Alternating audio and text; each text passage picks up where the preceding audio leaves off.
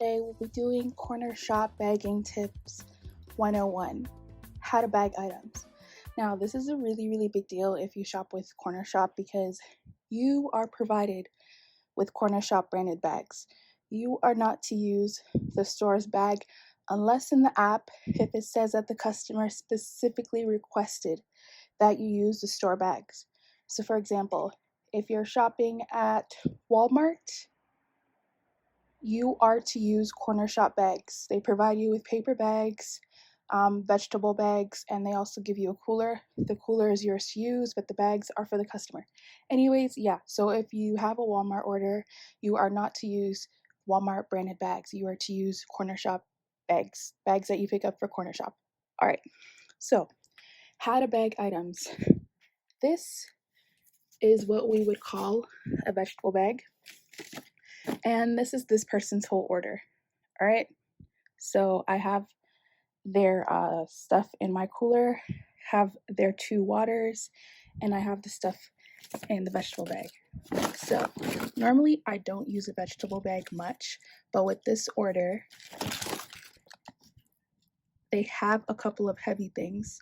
They have the juice, they have the cornmeal, they have a couple of cans in there, they have juice and pineapple.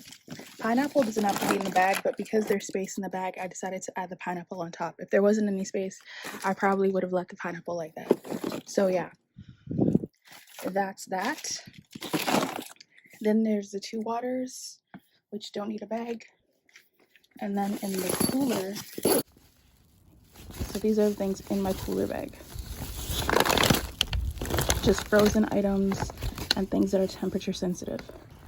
And that is an example of how you would bag certain items. I have another example coming up. Okay guys, back again with another example. So this is this customer's order. I have some things in the cooler. So I have milk and I also have eggs. So the thing with eggs is I always like to put eggs in one of those produce bags because I don't want the eggs to break. I also do the same thing with meats because I don't want chicken, beef, or whatever to spill over and, to spill over and cause problems. And by doing that, I also make sure that I don't need to use a bag. So that is another tip. Okay, so let's say also, for example, if she had more things and I had to use an actual bag, like an actual paper bag, I wouldn't put the Clorox with the food. What I'd probably do is I would either cover the Clorox in one of those produce bags, or I just leave the Clorox as it is. It doesn't have those many cleaning products, so cleaning products and foods should not be bagged together. Some people don't care, some customers don't care, but some customers do, so I prefer not to put cleaning products with food. Okay guys, so next example, again, sorry for the outside noises. I'm outside, birds are chirping, cars are going by, so I'm going to try my best to speak a little louder. All right, so this is someone's order. I haven't put in their porch yet, but I'm about to put in their porch. These are their canned items. I'm obviously not going to put canned items in a paper bag because the paper bag will break.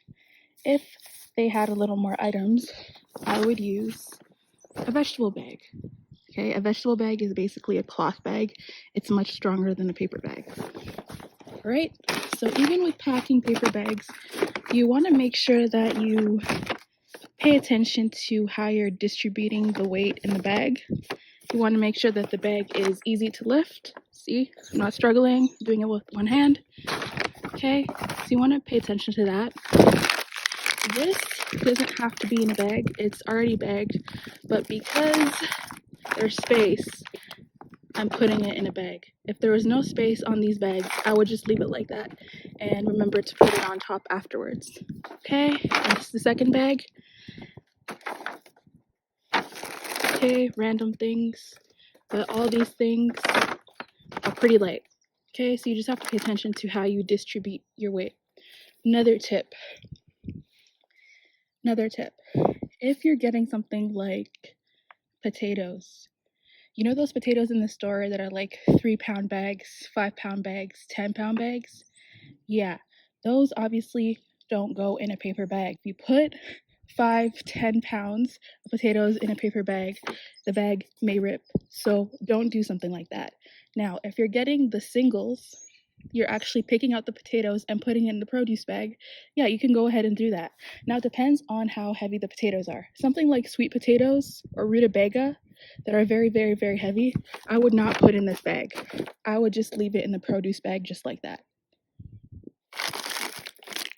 So yeah, that is another tip on how to not waste bags and how to bag things properly. Oh, also, I forgot to mention anything like 2-liter bottles, like Coke bottles, anything like that.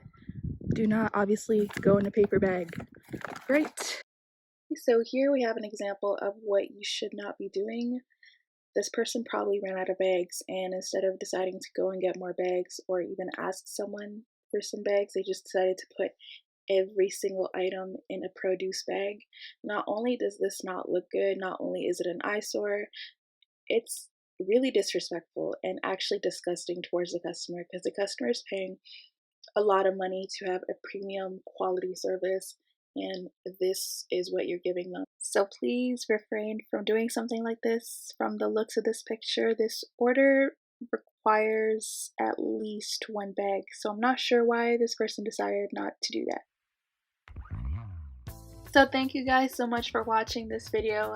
That is the end of this video. I will probably upload an Instacart video next, but thanks for liking, subscribing, and commenting. Thanks for all the love, and see you guys next time.